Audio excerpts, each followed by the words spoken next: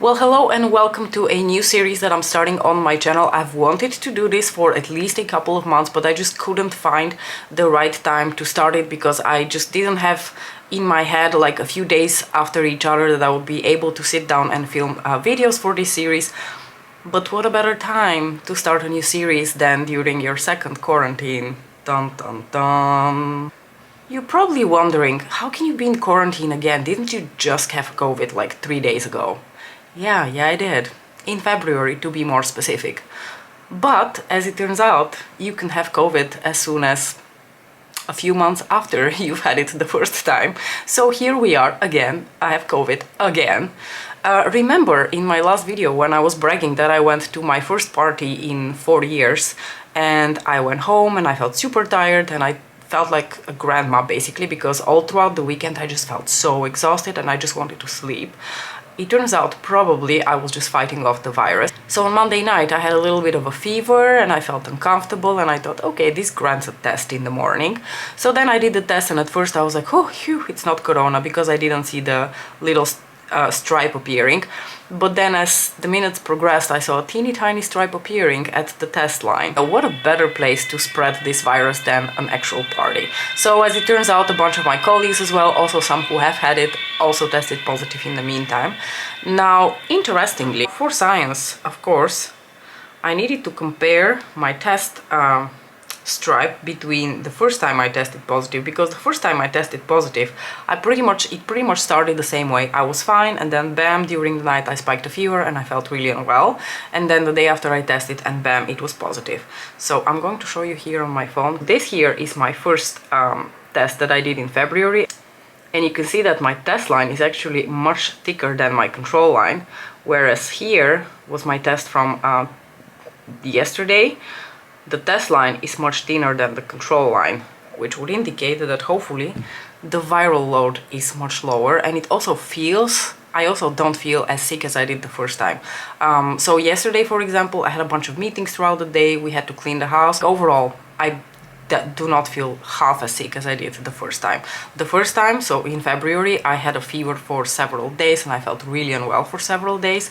And you can see like today I'm already able to like film and I pretty much sound like myself. Anyway, that was a really long tangent for me to say that I finally have the time to sit down and film a week of neutral looks using my McGrath palettes. I've wanted to do this for the longest time because I've wanted to focus a little bit more on like the neutral side of these palettes, because they have that side to them. It's not just the crazy, you know, sparkly, colorful things, but you can also do very subdued, very beautiful, very classy neutral looks.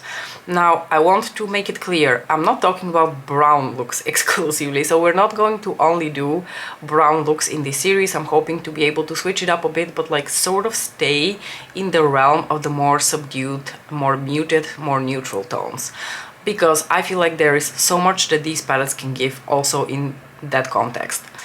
Also, I'm calling this a week off, but honestly, I will just continue doing these for as long as I'm inspired. Maybe longer than a week, maybe shorter than a week, who knows.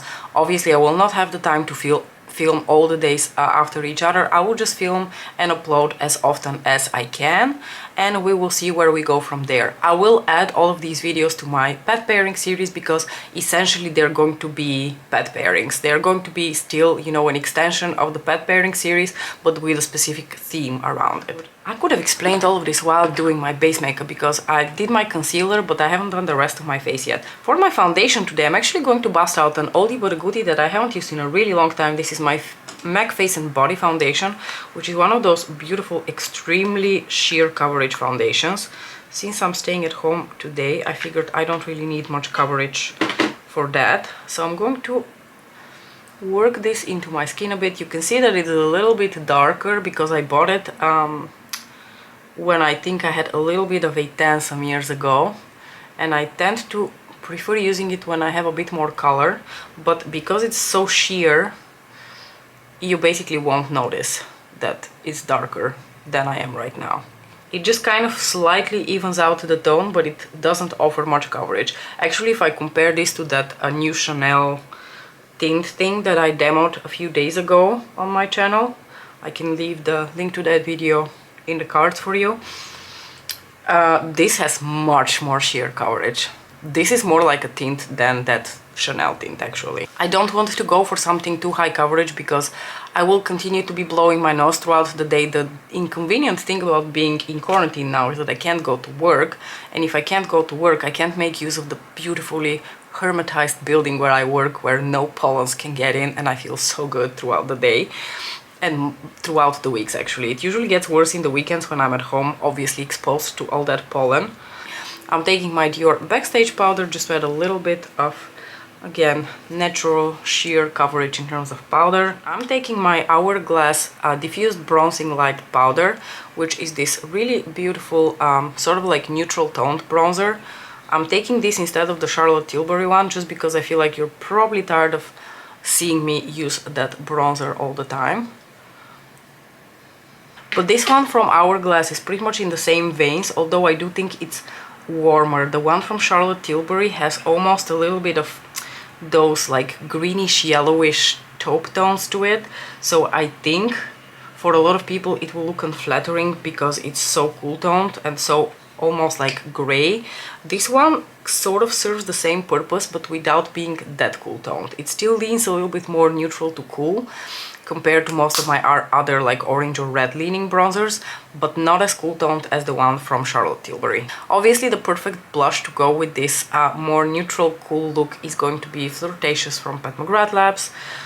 You might have gotten tired of seeing me use my Pat McGrath Labs blushes, but I am so excited to get Paradise Glow that I've just been in the mood to use my Pat McGrath blushes a lot lately, because I've also been watching like review videos of those duo blushes like crazy.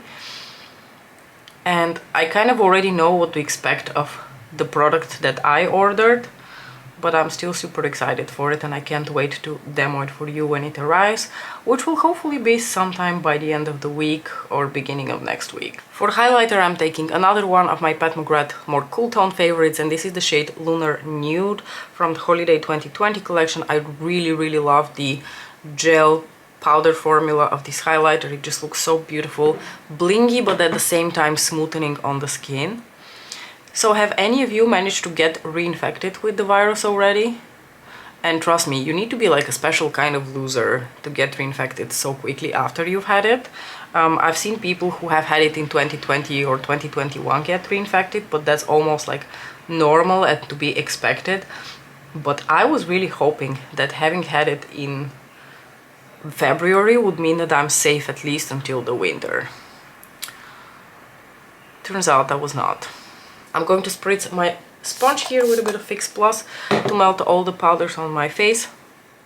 So for today's neutral pet pairing look, I am going to be going for a more brown look, and one thing that I decided is I'm going to try to stick to the palettes because it's more likely that you have the palettes, because for a lot of these looks I would instinctively immediately go into Statuesque. Statuesque is one of Pat's idols, like single eyeshadows that she still sells, I think. It's a beautiful neutral toned matte brown, like a mid-tone brown. But unfortunately, I think a lot of you will not have this eyeshadow, so I thought let's stick to the palettes so that if you decide to recreate any of these looks, you can always fall back onto the palettes that you have in your collection. So the first one that I'm going to dig into today is going to be the Subliminal palette, which houses one of my most favorite, like neutral, more cool toned browns, which is this one over here. You can't really see it, but mine has a huge dent in it because it is pretty much the only like more cool toned brown that she has in her collection. A lot of her other browns are either too red toned or too orange toned, and this one truly is more of like a neutral cool. So I'm going to start off the look with that, just hazing it here through my crease as usual. This was pretty much the only shade we're going to use from the Subliminal palette. The next palette that I'm going to dig into is going to be the Divine Rose 1 palette, where I'm going to slightly deepen up the crease using this brown shade here. So this brown shade here has a little bit more warmth to it, so I think that will bring back a little bit more of warmth to the look. So I'm going to just slightly fluff that here into the outer corner. I will try to keep that also a little bit more subtle and not too deep and too dark, because that's not the idea of this look. I want it to be a bit more toned down. And keep in mind that if you really wanted to, you could also completely skip this deepening of the outer corner step you can immediately go in with the lid shade. It would still look really, really pretty. But I just like how this shade adds just a bit more dimension without being too deep and too dark. Next, as per usual, I'm going to take a little bit of glitter glue, and for me that's going to be my Depotted NYX glitter glue, and just apply a tiny bit of that all over the lid where the metallic shade is going to be applied in a bit. And the neutral shade of the day, the one that inspired today's look, is going to be this beautiful neutral, more cool tone shade, which is called Twilight Bronze, and it is part of her Voyeuristic Vixen Quad. This shade also has a very interesting new formula from Pat McGrath. It is thinner, a bit more powdery, but still delivers that sort of like glass effect on the lid.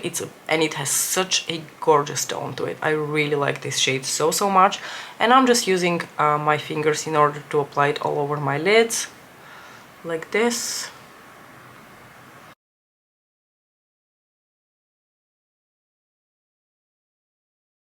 For my inner corner, I'm going to stick with the Voyeuristic Vixen Quad and just apply this shade in my inner corners.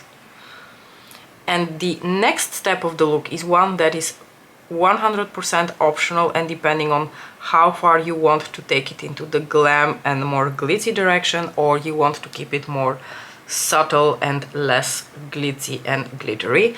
Obviously, I'm going to do something glittery because in my book, adding glitter to the look just makes it better and definitely does not crank it up 10 notches.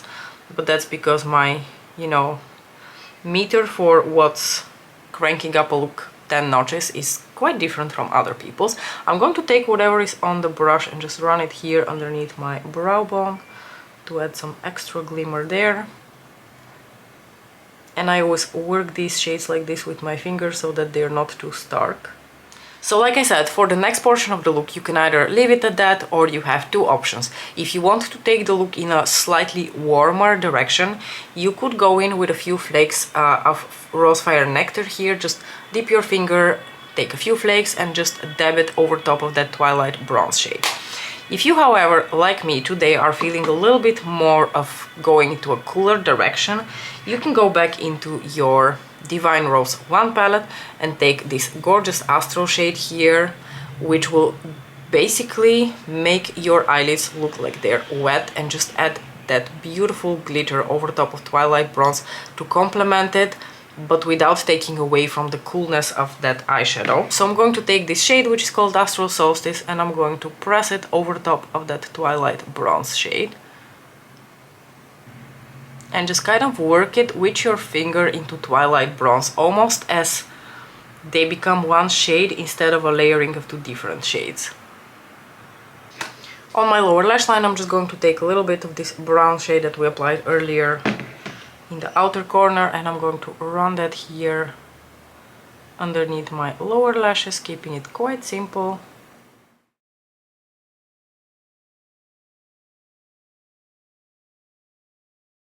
Obviously, when it comes to the lipstick completion of this look, the world is your oyster. You are as limited as your imagination is, because you can literally pop on anything here and it would look glorious. Even like a colorless gloss, and you're still good to go. I personally have chosen for a more neutral color because I'm just going to be at home today, and I'm probably going to take this off in a few minutes because I don't usually wear lipstick at home. But the weapon of choice for me today was Ravenswood, which is an oldie but a goodie. It is one of my favorite neutral shades from the Vice lipstick line from Urban Decay. So I'm going to hereby conclude the first installment in my new week of neutral looks using my Pat McGrath palette series. I hope that you enjoyed it. Let me know what you think about this series idea. Let me know what you thought about this look. I hope that you're all doing well and avoiding a second corona infection, and if you're not, then what can we do? It's just the way it is. As usual, thank you so much for watching, and I'll see you in my next video. Bye!